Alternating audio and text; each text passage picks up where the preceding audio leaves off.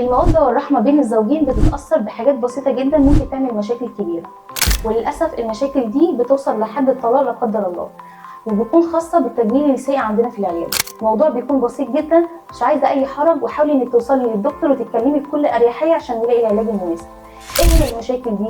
بتكون مشاكل اتساع في منطقة المهبل، ممكن يكون في مشاكل ترهلات في المنطقة، ممكن يكون في عدم تساوي في الشفرات الداخلية والخارجية، والامور كلها بسيطه جدا. وبرده مشكله الجفاف بتتضمن في العلاج.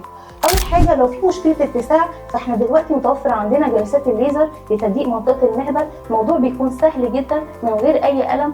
الجلسات بتتراوح من جلستين ل4 بالكتير، ممكن اقل من كده لو الحاله بسيطه ومش مستعجل.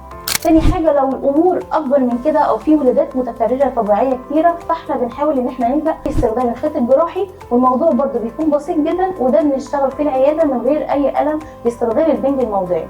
تاني حاجه لو في ترهلات في المنطقه نفسها، ممكن ان احنا نستخدم فيلر بيكيني. تالت حاجه لو في عدم تساوي بين الشفرات، بنعمله برده في العياده من غير ما نروح اي مستشفى تحت تاثير البنج الموضعي، باستخدام الليزر ومن غير اي خيوط ولا بنستخدم اي حاجه جراحيه. اخر حاجه وهي ان التجميل النسائي مش رفاهيه، بالعكس بيعزز الثقه في النفس. فرصتك وصحتك يستاهلوا فرصه ثانيه. معاكم دكتور اسراء عبد الرحمن، اخصائي الجلديه والتجميل والليزر بعيادات ليزر زيتونة فرع مدينتي.